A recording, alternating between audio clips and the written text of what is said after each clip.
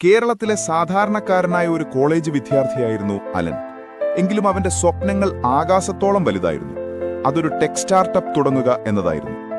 ആ സ്വപ്നങ്ങൾക്ക് ചിറകു നൽകാനെന്നോണം അവന്റെ ജീവിതത്തിലേക്ക് മിടുക്കിയും ഊർജ്ജസ്വലയുമായ മീര കടന്നുവന്നു. അവർ പ്രണയത്തിലായി. ചിരിയും തമാശകളും പരസ്പരമുള്ള പിന്തുണയും കൊണ്ട് അവരുടെ കോളേജ് കാലം നിറഞ്ഞു നിന്നു. അലന്റെ സ്റ്റാർട്ടപ്പ് സ്വപ്നങ്ങൾക്ക് മീര നൽകിയ പിന്തുണ ചെറുതല്ലായിരുന്നു. എന്നാൽ ആ സന്തോഷത്തിന് അധികം ആയുസ്സുണ്ടായില്ല. ഒരു വർഷം തികയും മുൻപേ ചില തെറ്റിദ്ധാരണകൾ അവരുടെ ബന്ധത്തിൽ വിള്ളൽ വീഴ്ത്തി. മീര അലനെ വിട്ടുപോയി. ഇതേ സമയം തന്നെ അലൻ ഏറെ പ്രതീക്ഷയോടെ അവതരിപ്പിച്ച സ്റ്റാർട്ടപ്പ് പ്രോജക്റ്റ് വലിയ പരാജയമായി മാറി. പ്രണയ നൈരാശ്യവും ബിസിനസ് പരാജയവും അവനെ ഒരുമിച്ച് തകർത്തെറിഞ്ഞു. അവൻ മുറിക്കുള്ളിൽ ഒതുങ്ങിക്കൂടി. കടുത്ത വിഷാദത്തിന്, ഡിപ്രഷന് അടിമയായി. പുറം ലോകം അവന് അന്യമായി.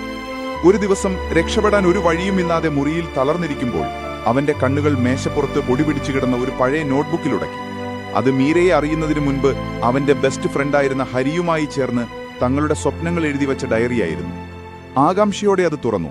അലന്റെ ലക്ഷ്യങ്ങൾ എഴുതിയ പേജിന്റെ താഴെ ഹരിയുടെ കൈയക്ഷരത്തിൽ ഒരു വാചകം കുറിച്ചിരുന്നു: പ്ലാൻ എ പരാജയപ്പെട്ടാൽ പേടിക്കണ്ട, കാരണം അക്ഷരമാലയിൽ ഇനിയും 25 അക്ഷരങ്ങൾ ബാക്കിയുണ്ട്. ആ ലളിതമായ വാക്കുകൾ ഒരു മിന്നൽ പിണം പോലെ അലന്റെ മനസ്സിൽ പതിഞ്ഞു. തന്നെ തളർത്തിയ ഒരു പ്രണയ തകർച്ചയ്ക്കും ഒരു ബിസിനസ് പരാജയത്തിനും വേണ്ടി തന്റെ വലിയ സ്വപ്നങ്ങളെ കളഞ്ഞുകൊടുക്കാൻ പാടില്ലെന്നവന് ബോധ്യമായി. താനൊരു വ്യക്തിയെയോ ഒരു പ്രോജക്റ്റിന്റെ വിജയത്തെയോ ആശ്രയിച്ചല്ല സന്തോഷിക്കേണ്ടതെന്ന് അവൻ സ്വയം തിരിച്ചറിഞ്ഞു. എന്റെ സന്തോഷം എന്റെ ഉള്ളിൽ തന്നെയുണ്ട്, അവൻ മന്ത്രിച്ചു. ഇതൊരവസാനമല്ല, ഒരു തുടക്കം മാത്രമാണ്. അവൻ ഉടൻ തന്നെ ഹരിയെ വിളിച്ചു.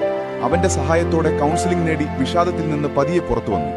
പഴയ പരാജയത്തിൽ നിന്ന് പാഠം ഉൾക്കൊണ്ട് മനസ്സിൽ പുതിയ ആത്മവിശ്വാസം നിറച്ച് അവൻ പുതിയൊരു പ്ലാൻ ബി തുടങ്ങി.